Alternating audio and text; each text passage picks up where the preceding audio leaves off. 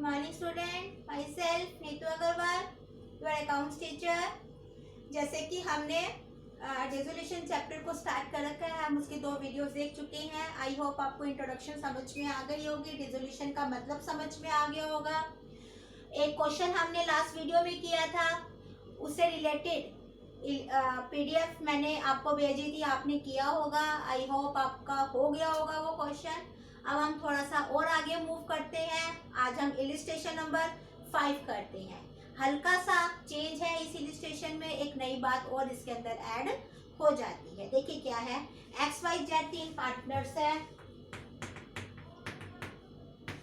Ratio है 1/2, 3/8, 1/8। ठीक है, तो कितनी हो गई है, 4:3:1। ये रेशो हो गई। ठीक है, they agree to dissolve the firm, उन्होंने फर्म को बंद कर दिया। तो फर्म को बंद किया तो रियलाइजेशन अकाउंट बनेगा। अब देखिए इसमें अगर आप लायबिलिटी साइड में देखोगे तो लायबिलिटी साइड में दिया हुआ है लोन बाय एक्स। मतलब एक्स कौन है यहाँ पे, एक्स हमारा पार्टनर है। पार्टनर ने फर्म को लोन दे रखा है, तो इसे क्या बोलते हैं, पार्टनर लोन।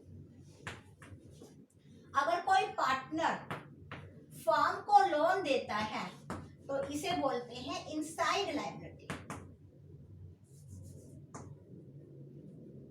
ठीक है, तो हम इसको रियलाइजेशन अकाउंट में नहीं दिखाएंगे, हम एक सेपरेट अकाउंट बनाएंगे, पार्टनर्स का लोन अकाउंट। क्योंकि रियलाइजेशन अकाउंट के थ्रू तो हम सिर्फ आउटसाइड लायबिलिटी की पेमेंट करते हैं। ठीक है, तो देखिए कैसे करेंगे question. Realisation account,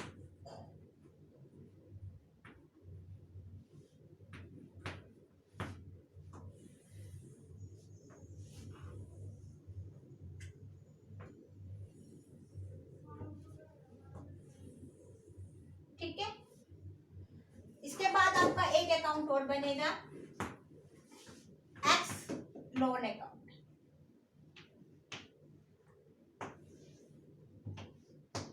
partners capital account,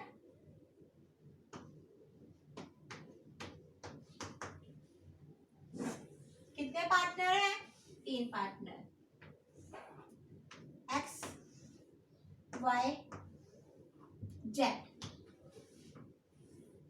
x Y Z. और एक आपका बनेगा कैश अकाउंट। ठीक है, अब देखिए कैसे करेंगे क्वेश्चन को। असेस फ्री होल्ड प्रॉपर्टी को यहां ट्रांसफर कर दिया जाएगा।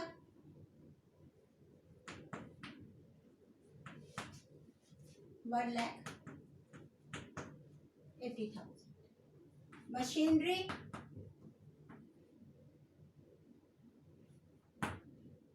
$1,20,000। डेटर्स $1,60,000। और प्रोविजन बाय प्रोविजन 10,000। ठीक है, स्टॉक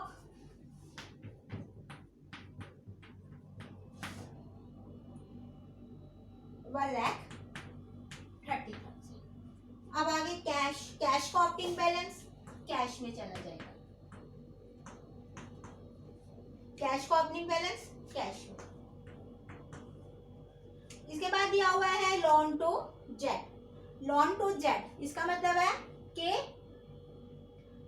जेड को लोन दे रखा है, तो उसके कैपिटल में से ये पैसा निकाल लेंगे।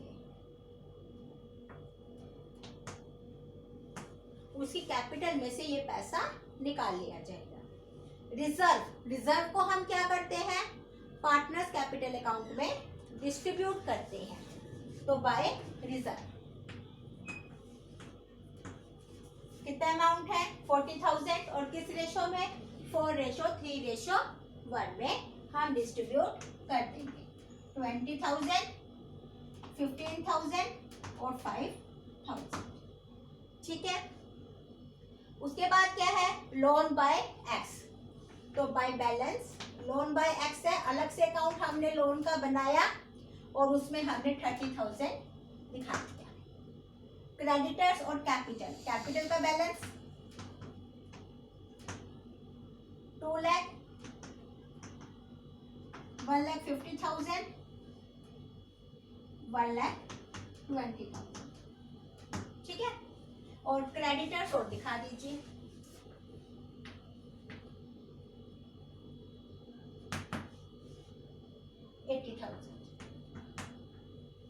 बैलेंस शीट खाली हो गई।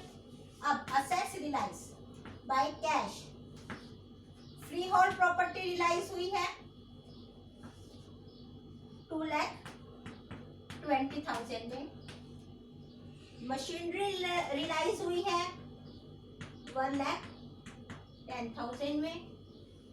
डेटर्स 10% लेस, 1,60,000 का 10% कम कर देंगे, 16,000 को लेस कर देंगे, तो आपका अमाउंट कितना आ जाएगा, 144,000। ठीक है, देन स्टॉक 1,20,000।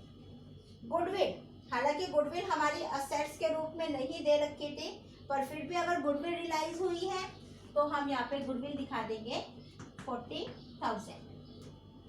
ठीक है, टोटल अमाउंट 6,34,000। क्रेडिटर है हमारी आउटसाइड लायबिलिटी, क्रेडिटर्स को पे कर दीजिए।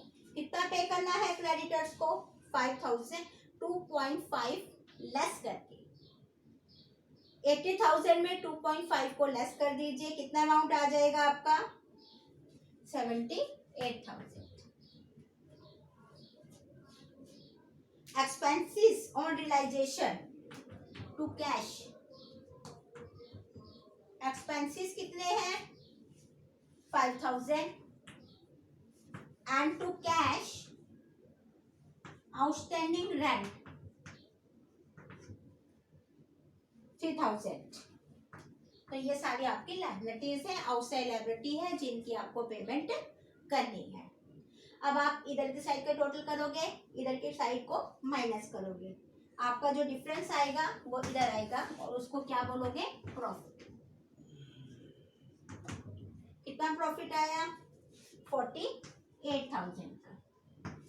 ये प्रॉफिट तीनों पार्टनर्स में डिस्ट्रीब्यूट कर दिया जाएगा, 24,000, 18,000 और 6,000।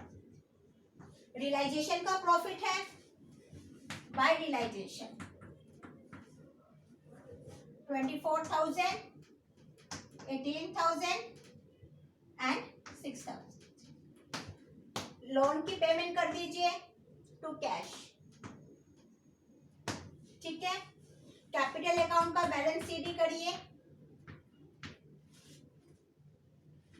कितना अमाउंट आएगा, 244,000, 183,000, 111,000 और बैलेंस टोटल मिला दीजिए।